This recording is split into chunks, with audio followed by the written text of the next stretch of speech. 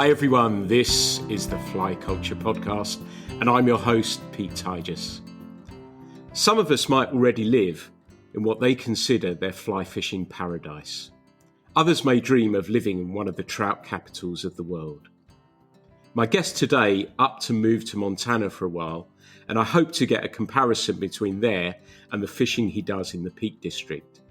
He also makes fishing nets that you may already be aware of, but if not, you'll learn some more, and hopefully you will, because I've just bought one and I really, really like it.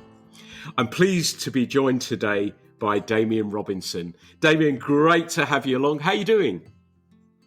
Hi Pete, I'm very well, thank you. Great to be here. I'm really looking forward to talking with you.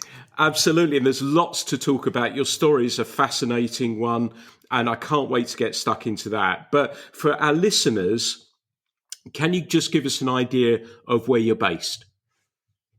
Yeah, so I was born and brought up in a small village called Teen. It's just outside the market town of Uttoxeter, so we're situated just on the edge of the Peak District. So access to some phenomenal fly fishing here. And I guess you've got so many rivers to go at as well. And I was thinking that where I am in Devon, I'm really, really lucky. But the more I learn about your part of the world and the more I fish there, you're really spoilt for the amount of rivers that you can go visit, aren't you? Yeah, where I live in the area of the Peak District, we've got some phenomenal rivers, and it's kind of split into two valleys over here. So you've got the kind of the Dove Valley, so you've got the River Dove running through that, and then the tributaries from that river, and then you step over to the next valley, you've got the Wye Valley, so you've got the Dew and the Wye and the Lathkill over there. So certainly where I live is very accessible, and I'm really fortunate to be here. It's a great part of the country. And do you have a favourite? Is there somewhere that you'll say, right, I've got a day's fishing, and I know you're heading out tomorrow, but you've got a day's fishing. Is there one that's sort of top of the list for you? Or is there somewhere that you just like to mix and say, I fancy here today or I fancy there? Yeah, I think I don't really have a favourite. I just enjoy fly fishing so much that with so much opportunity, I try and mix it up. At the start of the season, or depending what season it is, but I'll have some goals for that season to, whether I've been to a river the previous season and not been successful, and I want to overcome that challenge, or there's a particular hatch that I want to get to grips with, or I've seen a fish previously that I've been watching and I've not been able to get. So I'll start the season off with some key goals that I really want to achieve that season. So no particular favourite, and the waters around the Peak District are so varied, and each one will give you a different opportunity. It's good to mix it up, because every time you're going fishing, you're looking for something different, or there's a different experience. You go on the Derwent, where the water's a little bit kind of brackish and coloured, you'll have a different experience than if you go to like the Lathkill or the upper reaches of the Dove, where the water's crystal clear and you've got a different approach. So no particular favourites. I just love being out there. What I'd love to know is to get an understanding of you as an angler as well, Damien. And are you the sort of person that when you see one of these really nice fish rise, that you will wait on it? Do you just choose the time that you fish for a couple of hours? Or are you fishing hard throughout the day? What is that process for you when you get to the water? I think working full time during the week, fishing opportunities are limited. So, my fishling generally is a full day, and I'll be thinking about that all week while I'm at work until the weekend comes, and I'll have chosen a water that I'm going to fish that weekend. And then, like I said before, you almost build up a picture of where you're going to be fishing, what you're going to be looking at. If there's particular places, right, I really want to focus in this area today, because last time I was here, I missed that fish, or last time I was here, I spooked that fish. So there are definitely points that I use as reference to create that kind of visualization of the day. I mean, sometimes I turn up to the river and that visualization totally goes out the window. But as a general rule, I'll fish for the full day at one of the days at the weekend. Coupled with that, I do occasionally get an evening's fishing as well, particularly in the summer where the nights are light. So I'll finish work and I'll have had the fishing gear packed in the car, and I'll head out to a piece of water just for a couple of hours. But the predominant section of me fishing is a full day on the water at the weekend. And you said something really interesting to me, the word visualization. It's something we talk about a bit on the podcast. What does visualization mean to you from a fishing perspective? Visualization's taking up a lot of my mind space a lot of the time. It's a sport I'm really passionate about, and somehow and for some reason it's really got in my head. So I'll be thinking about fishing trips that at the weekend, like I'm fishing tomorrow. I'm thinking about what the approach has got to be for that piece of water, and how I'm going to do that, from rod setup to flies to the time of year, what's going to be on the water, what the weather's going to be like, the wind direction, the water level. There's so many little pieces to that jigsaw, and I'm a big believer in the better preparation you do for that session, the more successful that you're going to be. Now, I'm not saying by any means you need to have diaries, files, and big studies and everything, but there are lots of small pieces of that jigsaw that you put together to enable that session to be successful, in my opinion, anyway. And even when you're on the river as well, does that visualization come into there? So let's say that you've seen one of those fish that is sipping a spinner, and are you playing through in your mind what you're going to do before you make the cast as well? Yeah, I think it's really important, particularly when you're fishing the rivers that are spooky. I'll be way back from the rising fish, and I'll then visualize, right, at what point have I got to get to on the riverbank to enable my casting ability to get across to that fish. Once I've got into that position, how am I going to put the visualization of my cast over that fish, and what's it going to look like? And I think things like that are important, because if you need to do a cast to get to that fish and you've got an obstacle behind you, you may, right, no, this isn't going to work. How I visualize that cast to be against the reality of what's around you, and you have to change that up. And sometimes for these rising fish to get a dry fly over it, you've got one shot. You've literally got one cast, and if you don't get that one cast right, that you're done. My casting can be a little bit unorthodox.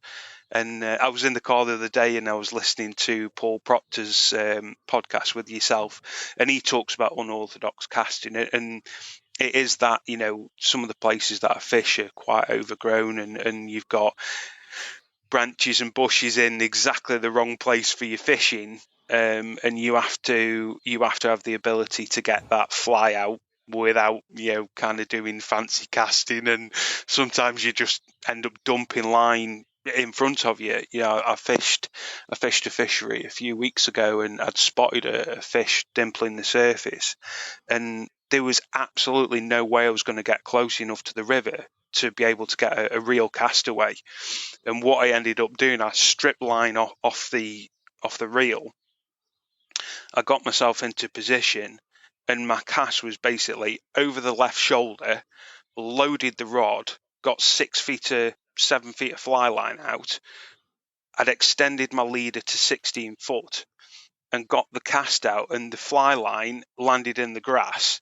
The tippet and the leader unfurled and just plopped the fly on the water, and the fish took it. And I got no fly line on at all. The cast was basically cast into the grass and hoped that fly turned over into the right position. And sometimes it's just luck, and those situations are luck.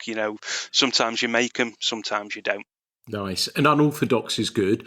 And those sorts of fish, particularly if you're stalking them as well, are not going to be generally in the easy to reach places. So throwing the rule book out the window and doing casts like that, for example, are a great way to do it. And that visualization is part of that as well, isn't it? Because it allows you to think about it rather than firing off a cast. And one of the questions I wanted to ask you as well is, even, and I sometimes have done it and sometimes it's worked and sometimes it doesn't, that I also think about how I'm going to set the hook and also where I'm going to put that side strain dependent on where the fish actually is. Is that also part of that process once you get lucky enough and a fish is eaten? Yeah, definitely. You've got to be thinking about where the hook set's going to be, how you're going to play it, and also where you're going to land it as well. It's important that you do those steps, because you could end up in a lot of pain. You do everything right and then you get the hook set, but you've got nowhere to play it or nowhere to land it, and they are definitely important steps that you visualize at the start of that mini expedition, let's say.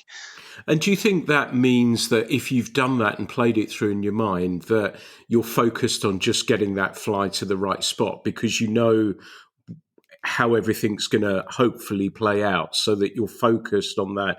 And more importantly, probably you're focused on that rise so that you don't stuff it when that fish comes. Do you think that makes that a little bit easier if you thought it through before you fire off the cast? I think when you're going through the visualization steps, you get a mindset that you're just focusing on where that fly is going to be and how that fish is going to take it, and you've already thought about them other things. You just hope the visualization plays out to the reality, and when those two don't meet, then that's when you can get a little bit unstuck. And I've had plenty of fish that have just done absolutely what I didn't think they were going to do, or the fly's gone over them and I've gone, oh crack, I fluffed that, and then it's turned back and then taking it behind it, and I'm like, oh wow, yeah, and you're all over the place because you didn't, the visualization that was the fly was going to take it 2 foot in front, and it didn't. It circled back and took it 2 foot behind, and then I've missed a few by doing that as well. Yeah, heart sinks, and the fly's gone over. You're like, oh no, and then all of a sudden there's a rise. Oh, I missed it. So I think it has to be a combination of visualization and just gut instinct, isn't it, taking over when something comes out of it. But fascinating to talk with you, because I think these are the aspects of it that we sometimes don't focus on. It'd be wonderful for listeners to be able to get a sense of people like yourself who are fishing in this way, and myself to a lesser degree as well, that you're getting an idea of perhaps these might be the approaches. And you said unorthodox. And for me, as an old dog, it's been pleasing to see the adoption of casts like the bow and arrow come into play a whole lot more. And I'm seeing so many people start to use that a whole lot more than it has. And that's a great one to have in the armory as well, isn't it? Yeah. There's a few casts that probably should have names because they're so unorthodox, but people use them. But they get you into places where a normal fly cast potentially wouldn't be able to get you to. So important. But I think you can overcomplicate it as well. That there's pros and cons to doing the making sure you've got everything out. And for me, it's important to go out there, enjoy yourself, and as long as you go out there, you spend time on the river, and hopefully you get a few fish. It's important that doesn't get lost in trying to be over technical. There's a lot of people getting into the sport, and at the other end of the spectrum that potentially you add all this into the mix and it just becomes an absolute minefield. And I think it's important that the fundamental number one is you go out there and enjoy your day on the river, and the technical aspect and all these little pieces of the jigsaw at the start of your fly fishing are big pieces of basics that you get right. And then once you've got those basics right, those basic pieces that are big, you chop into four and go, right, I'm going to really focus on these ones to make up that. And I think that's fly fishing, because way back when I started, I wouldn't even imagine some of the stuff that I'm thinking about now. at one time it was just about getting to the water with a fly rod and seeing what would happen, and now to think what I'm kind of doing now has been quite a journey. And it's been a fascinating one. And I know we spoke recently, and kudos to you for fishing the Lathkill, one of the spookiest, most difficult bits of water I've ever fished. And time before last I was up, Andy Buckley took me along there, crystal clear water, bollocked me for walking with my rod at the front, and he was dead right because it was spooking some fish. And then I see that you go and catch a wonderful fish out of that river, which must have been pretty exciting. Yeah, but just to reiterate some of the things that were said, you can go to a river and catch, on a full. I was there a long time. I was on the river 11 hours that day, and to go to some of the rivers and catch, you could perhaps catch 30 fish. In stark contrast, I was on the river that day for 11 hours, and I think I landed 5-6 fish maybe, and each one of them would have taken me a long time to get into position, get the cast away. And yeah, that day on the Lathkill, that particular fish was probably 2 hours in the making, to get into position, to see what it was doing, to understand what it was taking. I think I put on my social medias that I'd fluffed it a couple of times. I'd spooked the trout, and I had to wait for it then to come back on the feed, hoping that it would come back on. And I was fortunate enough to absolutely fluke a cast across there with enough slack in it that the fly bent round and just managed to hit the food lane it was feeding on. It liked what it saw, and I was in. And when you look at that post that I did and that fish is a special fish because of how long it took me to get it. And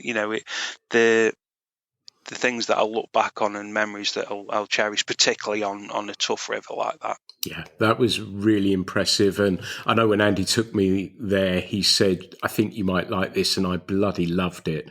I thought it was extraordinary fishing, and the essence for me of visual fishing, that you can't just fish the water, because you're going to have that, as you've said, the domino effect of fish just going right up the river and running off.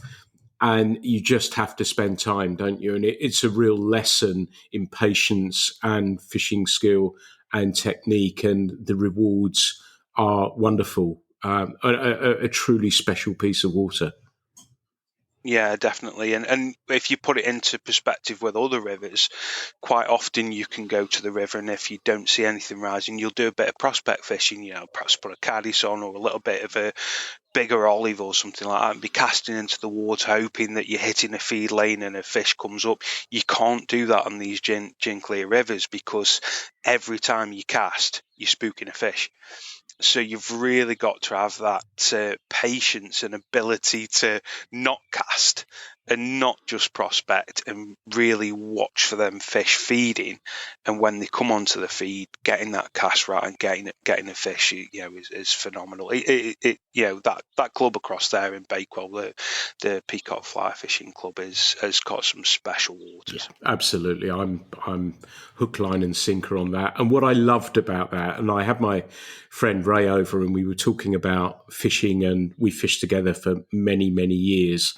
And it was the modesty with which you said about that fish that you fluked a cast. And I love hearing those sorts of stories as well. That was beautiful to hear as well. And extreme modesty, which I would think it was extreme skill, but you were far too modest to say that. So once more, you have my utmost respect for that. So very great work. Now, so we've talked about the fishing locally, Montana. Tell me how that came about. Wow, when you asked me to talk about Montana, I wasn't quite sure where to start, and what an adventure. Yeah, so it all came about really back in kind of 2006. I think it was the back end of 2016. The company that I was working for approached me. I was doing some specialised work in engineering, and they asked me to go out there and support one of the factories. Which I looked into and realised that it wasn't just America, it was Montana, and it wasn't just Montana, it was Bozeman. I was quite early on in my fly fishing at that time, but I quickly realised that it was a fly fishing mecca.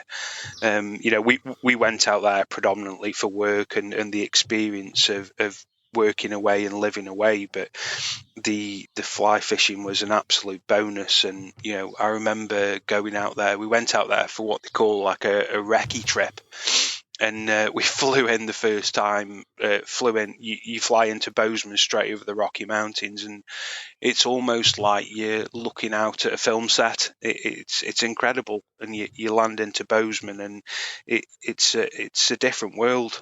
You can't quite explain to somebody that's never been what the experience there is like, living in the mountains, and living in a town like Bozeman. It was incredible, and we had such a great experience out there. It really, really was a good experience. Yeah. And that experience starts, doesn't it, from Bozeman Airport, that there are fish on the wall, there are guys with cowboy hats on. It is, you realise you've landed in trout country the moment you collect your bag, don't you? Yeah, and I think for me at the time it was a little bit daunting as well. When you do an international move like we did, you get a 20-foot container to pack your life into, but that takes 12 weeks to get there. So what they also do is give you a meter square pallet to put things to kind of get you from week 1 to week 12. And I remember the first thing on the pallet was all my fly fishing gear, having done the recce trip and realising. But not long after landing there and being there, I was on the river, but I quickly realised it was quite the contrast from the Peak District to fishing some of the big rivers there, and I quickly realised I was totally out of my depth what I was doing, not only from an angler but safety perspective, and I'd really got to take a little bit of a back step and understand what I was doing. So the first stop was the fly shops. Anywhere you go in Bozeman, there's a fly shop on almost every corner. But the guys in there were fantastic. They really helped me out and told me where to go, where the best wading spots were. A lot of the rivers around Bozeman are predominantly drift boat fishing. A lot of guides out there, but the guys in the fly shop were like, right, if they drop pins on maps and show me if you want to wade fish, these are your best and safest opportunities. So that was really helpful.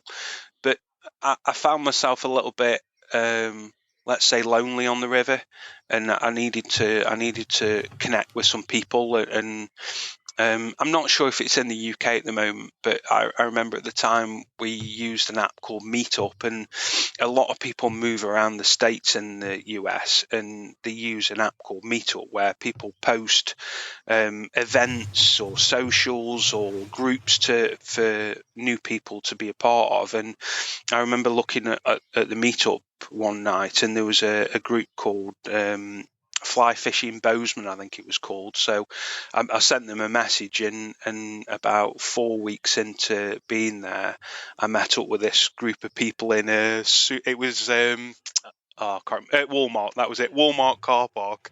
And I met these strangers, and they welcomed me with open arms, and we went fishing. And that was a weekly occurrence then. Each week on a Wednesday night, we'd meet up at Walmart car park, we'd head off to the river, and we'd fish for a few hours.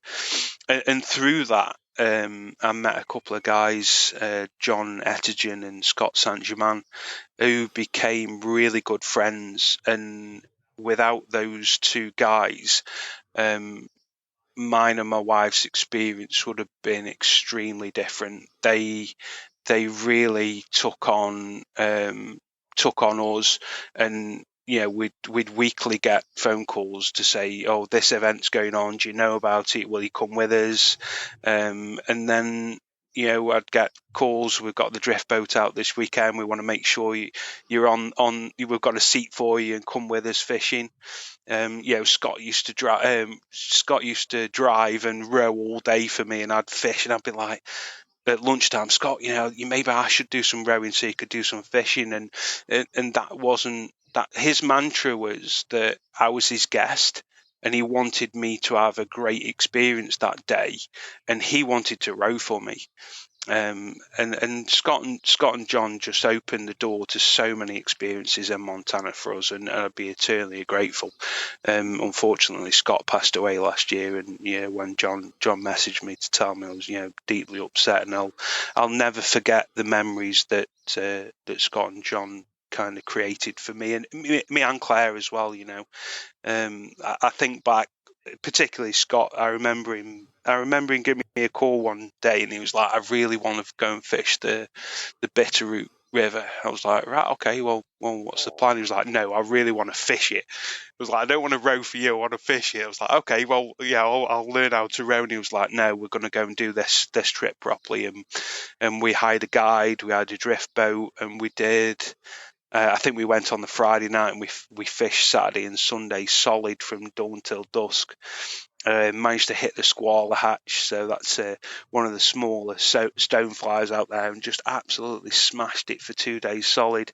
Both of us fishing, lunch on the riverside. That river's phenomenal, the Bitterroot River, and the guide was great as well. And I highly recommend, if anyone's going out there to fish Montana, look up the Bitterroot River, and particularly Jed Fitzpatrick. He's the Bitterroot River guide. He gave us such a fabulous experience out there. It is a fabulous river. I've been lucky enough to fish it a little bit, and you're dead right about that. And it seems to me as though both yourself and your wife did your utmost to integrate locally. Was that adjustment, because of what you did, easier than you thought it was going to be? The adjustment from the UK to Montana was relatively seamless. We live in the Peak District, it's countryside, there's rivers, there's not a lot of people. But when we went there, although it was a totally different experience, it felt so natural to be there. It was really good. And I think what made it, I've just talked about Scott and John, but there was a lot of other people, people through work, people outside of work, friends that we made. We got a knock at the door one day, and this lady was standing there. She was like, oh, notice you've moved into the neighbourhood.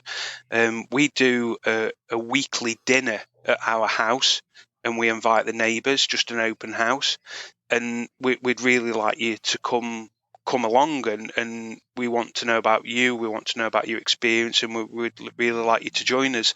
And that kind of encompasses people from Montana, and particularly Bozeman. They were so welcoming and so thoughtful that what we were going through from the experience of moving our life from UK to Montana, that it just made it so easy.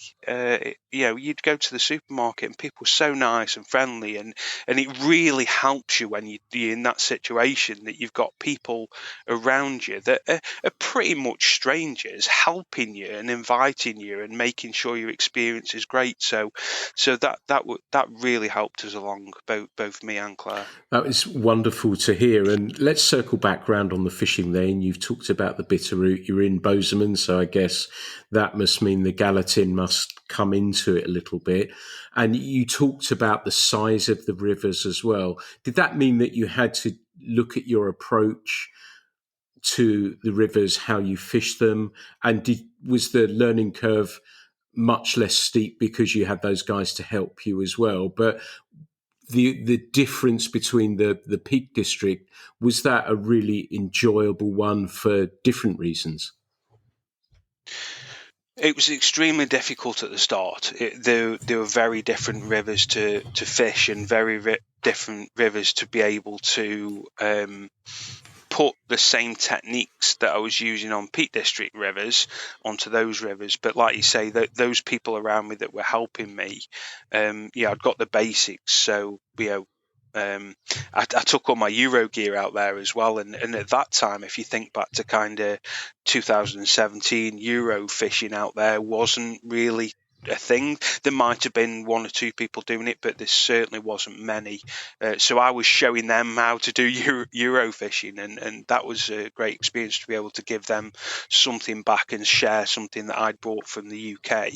And in turn, they were showing me, drift boats very, very different from wade fishing. So they would show me how to fish from a drift boat, how to get the drag-free drifts, how to, dare I say, fish with a bobber, and all different techniques that they were using that helped me on my journey out there with my fly fishing. Yeah, it sounds wonderful. It's bringing back happy memories already, and it really is a wonderful place. Did you notice that these rivers are much bigger, but the populations of fish, was that apparent to you that the fish, I know some of those, I think the Yellowstone is something like 4,000 or 5,000 fish per mile. Were you aware of that, and did it become clear to you? Yeah, I forget the numbers as well, Pete, but I think they give them is it a blue ribbon category when the fish count goes above a certain number. And one thing that was really evident was the amount of people that were on the river, drift boat fishing, wade fishing. There was a lot of people there, but the catch returns were incredible. Some of these guys were coming off the river and having incredible, not just numbers, but size of fish as well. And each of those rivers. So in that Bozeman area, you've got three branches. You've got the Jefferson and the Madison and the Gallatin, which all flow into one, which is the head of the Missouri. And all four of those rivers, the fish stocks were incredible. And I think I was speaking to somebody when I was there that a lot of it is driven by their non-stocking. So I think majority of Montana is now non-stocked. It's all wild fisheries. Whereas if you go back maybe 20 years or so, there was a lot of stocking into those rivers. And they did scientific research and studies to understand how that was affecting the river. And I can't remember what year it was, but at some point in the past, they stopped stocking out there and absolutely are reaping the benefits. And did you have a favourite species?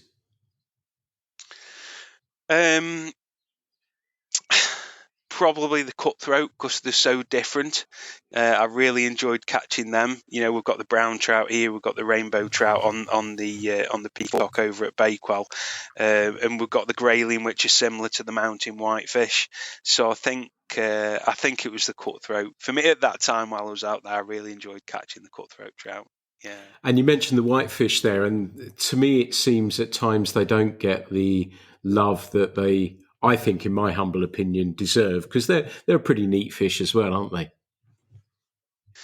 Yeah, I don't think they get the credit or the love that they need out there. They're almost like a bycatch to the guys out there. They're totally fixated on the trout, having the three species of trout that they can fish for, and the white, particularly when you're nymph fishing, the whitefish become a bycatch for them. But I must be a close relation to the grayling, and I enjoyed catching them, and I had some good ones as well. Particularly Euro nymphing with beaded flies. Tungsten getting down there exactly where the whitefish were. I was picking up what I thought were trophy fish at the time. I'm sure they weren't, but I had some great fun catching the mountain whitefish, and I really enjoyed it. They need some more love, Pete, for sure.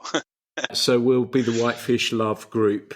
And I love them as well. I think they're fabulous. And for listeners who haven't seen them, it's worth Googling and having a look at them. They're kind of like the grayling, slightly different shaped mouth, and don't have the fin. But that brings me on nicely to grayling as well, because I went searching to the Big Hole, and we had to make a massive detour, Ray and I, so that we could go to the Big Hole and catch a fluvial grayling as well. So, and then I managed to catch one in the park as well, on one of the rivers there, and that segues beautifully into Yellowstone Park as well. And did you get to fish the wonderful streams that were there too? I didn't actually fish the park. I fished the Gallatin up to the park, but I didn't get to fish in the actual park. I fished the Yellowstone River from a drift boat. We did that a couple of times, but the time in the park for us were about holidays, about visiting. We managed to get some family over there, so going up to the park and showing them around up there, unfortunately, I got overridden with fishing gear on those trips because there's so much to see, and Yellowstone Park is almost like driving into a film set. It's unbelievable. It's incredible to see some of the features of Yellowstone Park, the geysers, the bison, and all the different wildlife that are there, the sulfur springs, and there's so much to see and so much to do. That unfortunately, fishing had to take a back seat in the actual park. Anyway, I'm sure that'll keep for another day. I wanted to ask you then. So it sounds to me, at least, that you integrated wonderfully. Did it feel like home while you were there? Yeah, we made a lovely home for ourselves and really enjoyed the time there. And each weekend we'd do something different. We'd go and visit a different area. We followed the bull riding quite a lot, kept an eye on the bull riding schedules and went to the rodeos and almost used the rodeos and fishing as a way to get around and plot and plan. Oh, there's a rodeo here, there's a river there, we'll go and watch the rodeo, we'll visit the town and we'll do a bit of fishing while we're there. So that became part of our routines. Season's short though, the winters are deep, and I did do some winter fishing as well. I got up to Highlight Lake when there was 12, 14 inches of ice on it, and a group of guys from work were going night fishing, doing the ice fishing up there.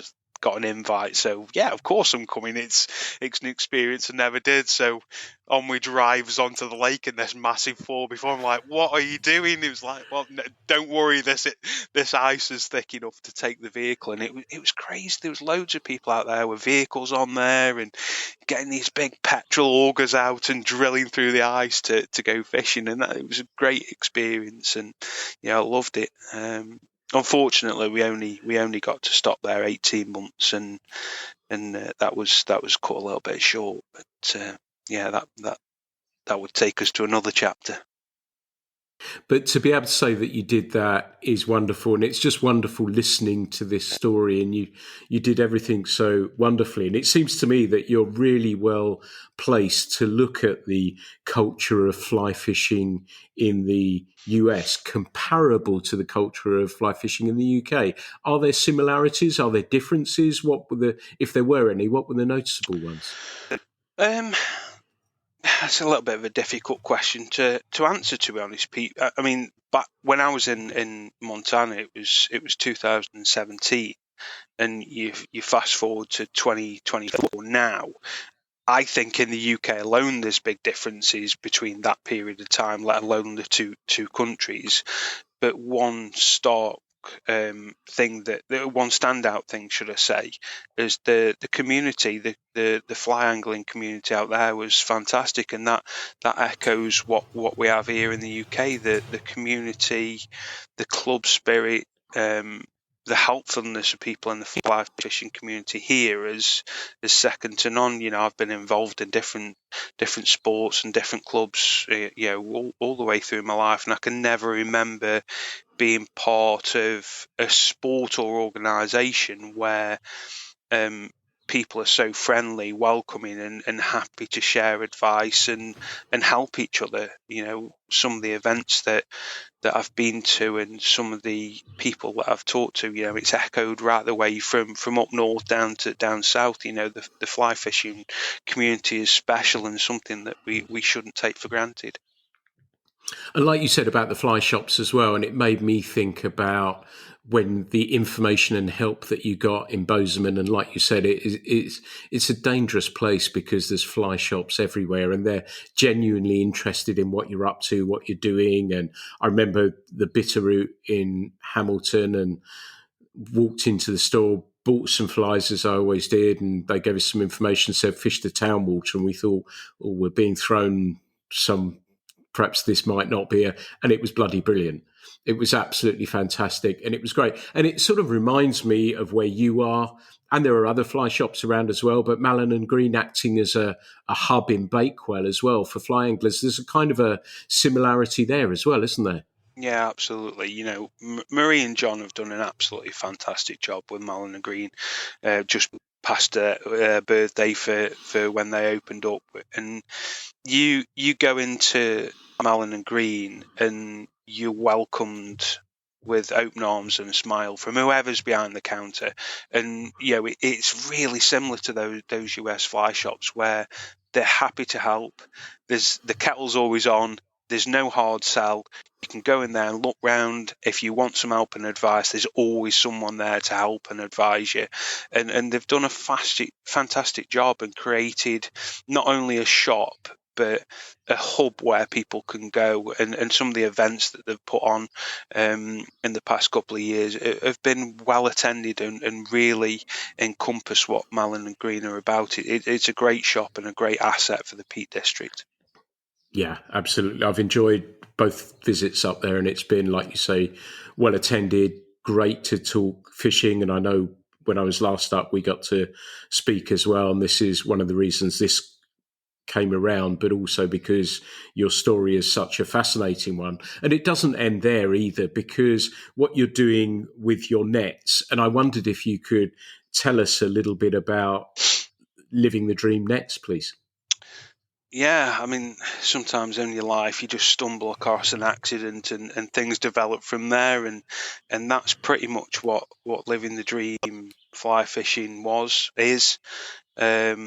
It was a chance meeting. So I cast my mind back to kind of the early days of fly fishing for me. I was speaking to a friend of mine, and I was explaining to him how much I was enjoying fly fishing, but I wasn't quite getting things right. We talked about earlier on about putting those jigsaw pieces together. I perhaps got the jigsaw pieces, but I didn't quite know how to put them all together properly.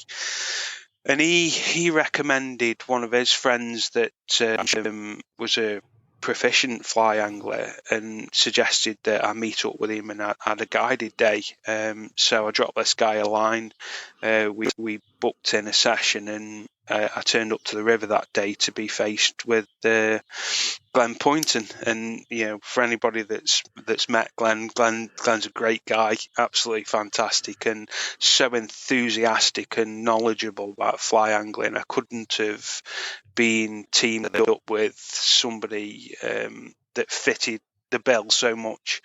But on that trip, Glenn bought what now I know as the Mark 1 Living the Dream net, and it was a great idea, but it was kind of cobbled together and the materials weren't quite right. And I could tell he'd got this passion for this idea, but he needed a little bit of help with the materials and the construction. And I'm an engineer, so he helped me with fly fishing, and I helped him develop what turned into the Mark 2 and 3 Living the Dream nets. And I'd go up to his house, he'd show me how to tie flies, I'd do feedback with a prototype, and then we'd fish together on the river testing it out. And that's how we developed the kind of 1, 2 and 3 marks up until I went out to America. And then when I came back, Glenn was, look, my inbox is absolutely full with people wanting these nets. And I was like, oh, right, well, okay, let's do it. So we changed the branding, we changed what we were doing, we selected the best materials and the construction techniques to put them together, and that quickly evolved into Living the Dream fly fishing as it is now. We put a product out there that people enjoyed using and people liked, and it was helping anglers care for the fish better, and it just kind of grew from there. We never kind of set out to create a business. It was I mean, at one time, Pete, I was cutting up the materials, and my mother-in-law was sewing these nets up on the dining room table. I was picking them up and putting them together in my garage, sending them to Glenn, and Glenn was shipping them out. And we're a little bit further along from there now. We've got a little bit more of a professional operation, but to this day, I still build them in my garage. The cutting out and sewing is done by a company in Leek that have supported me over the last few years, but I'm still putting them together in my garage. And me and Glenn are really proud of where we were and where we've come to. And the product that we've got out there on the market, I think we've done over 400 nets now, and each one of those has been hand built by me in the garage. And they're a great piece of kit. I'm always going to sell them because it's my thing. But it's a great tool and a great one to have in the armory. I often say to people that are looking for a net, if you put 10 check marks against any product, you're never going to tick all 10. And the net, the Living the Dream net for us, it's not going to tick every single box, but it ticks a lot of boxes for a lot of people. And you've just purchased one, like you said in the intro. So we look forward to getting your feedback on it. But really good product and really helpful for the fly angler, particularly river fly anglers. Absolutely. And I love that cottage industry artisan approach. And as listeners will know, I'll always shout about them. I've put my hand in my pocket and I have bought one. I've christened it as well. And I'm really, really pleased with it. I'd love you to explain, because you told us about the history of it, but what makes this net a little bit different to most fishing nets? Yeah, sure. Yeah, so our net, predominantly the USP for the net is that it floats, and it floats because it's lightweight and it's constructed with high quality materials that add buoyancy to it. Once you've got that net floating on the water, you're then able to give the fish an extra set of hands, because you're not holding the net.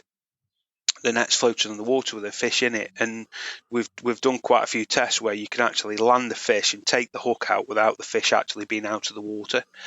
In this day and age, there's a lot of social media and people want to show off the catches. Now, the Living the Dream floating net actually helps that, because you could have the fish in the water, the net's floating, the fish isn't going to go anywhere, and you're able to quickly lift the fish, have the picture, and drop it back down into the net in seconds.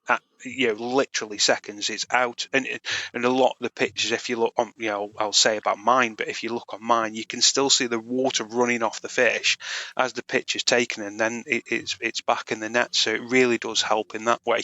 They're extremely lightweight as well. You can hardly tell that they're on your back.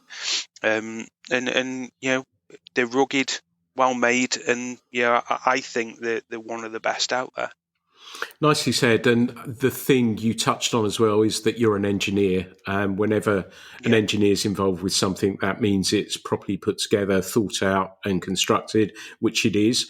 I've enjoyed using it. I like the lightness, like you say. That helps a great deal. And it despite it, I'm going to say, only being a net, and I mean that about any net, that it's nice when there's something not sort of bouncing on your back the whole time as well. And I really like that it's incredibly light. I like it's nice and deep as well. So like you say, that the fish can sit happily in there while you want to unhook it or take your photo of the fish just above the water, or ideally just sitting in the water as well. So it works really well from there. And you're a UK company as well. So there's lots of reasons why they need to be checked out if you haven't already. As Damian said, they've been around a little while now, and I've been aware of them. I've just not got round to it, and I'm pleased I have. So I'm really happy to endorse it as a happy end user as well. So I'm very, very pleased about that. Damian, I wish you every success with that as well. The dreaded question, song for the Fly Culture road trip playlist. Have you got a song for me? Well, I'm prepared for this, Peter. As you know, I'm an avid listener, so I've seen people caught out, so I was prepared today.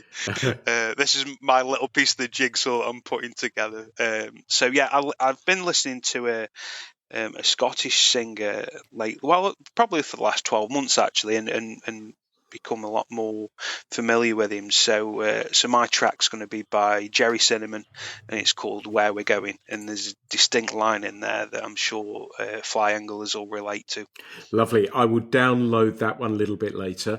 So you live in a wonderful place for fly fishing now.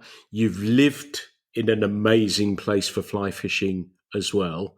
Is there a dream destination here? Is there somewhere that you still feel, or I'd like to visit one day and perhaps cast a fly for trout? Oh, that is such a difficult question. There's so many destinations out there that I'd love to go and fish. I've seen people fish in New Zealand and getting some amazing brown trout. I'd love to go out there. I've done Slovenia, and we've got a Bosnia trip planned for this year. So those two I'm good with. Patagonia, I'd like to go out there and do that. That'd be amazing. But I think there's other destinations like Italy and Germany that have got some fabulous rivers that don't really get spoke about that much. So that'd be great to go and do some of that exploring. Yeah, there's so many destinations out there that I'd love to go and just give it a go. But unfortunately, time and money is always the blockers. But I'm sure I'll get around them. We've got a big birthday coming up for a good friend of mine, Paul Kerry, in the next year, I think. No, year after. Then we've got a selected destination for going doing a big trip for that. So that's going to be a big choice for us to choose a special destination to celebrate his birthday. Nice. There's so many rivers, so little time, right? Yeah, definitely. Yeah. And that's just around here, never mind anywhere else. I love going and doing away trips, and spent time up in Scotland on the Lochs, Scotland on the Clyde, and into Wales on the Dee, and coming down south. Some of the clubs that I'm in have got shared access on, which I think is a great feature to an angling club, to have partnership clubs where you can go and fish on their waters, and a reciprocal ticket as well. So, Gwent Angling, Gresham, and Pickering fly fishing, I can go and fish their rivers, and it gives you a great opportunity when you're travelling around the country to go and see somebody else's waters. So that's I enjoy doing that. They're a great idea, those reciprocal things as well. So long may they continue. Can you give us, if people are interested in learning a bit more about your nets, can you give us social media handles, websites for that, and also yours if people want to connect with you and see that amazing fish you caught on the Lathkeel as well? Where can they find you and the nets? Yeah, so if you want to connect with me personally, I'm on Facebook as Damian Robinson, and I'm on Instagram as Demon Fly Fishing. And then if you want to know a little bit more about the nets or get in touch with us, we're on Facebook and Instagram as Living the Dream Fly Fishing.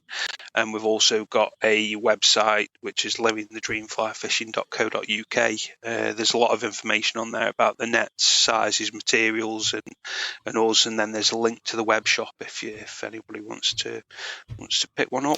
That's wonderful. Damian, it's been wonderful to catch up. It's been fantastic to hear the twists and turns your life has been made and how fishing has been intertwined with it as well.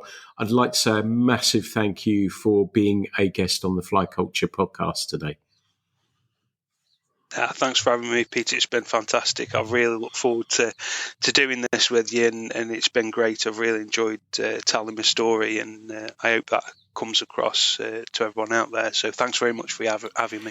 You're more than welcome. It's been wonderful to hear it and to speak so warmly about fishing in so many places and how you've gone about it. We're lucky and that you're in fly fishing, and I wish you every success with your fishing and the nets too. Thanks very much. Everyone, this has been the Fly Culture Podcast. Well, that was a good one, wasn't it? So we've had a look at the Peak District, we've had a look at Montana, and we've learned some stuff about some tackle. I hope you've enjoyed this one as much as me. As ever, there will be no charge for these. I hope you'll just enjoy us talking about fly fishing. That's what we kind of like doing here. So as ever, there'll be plenty more coming very, very soon. But thank you so much for listening to the Fly Culture Podcast. The Fly Culture podcast is brought to you in association with Fly Culture, a quarterly published magazine owned and run by fly anglers. When it comes to fly fishing, we've got you covered.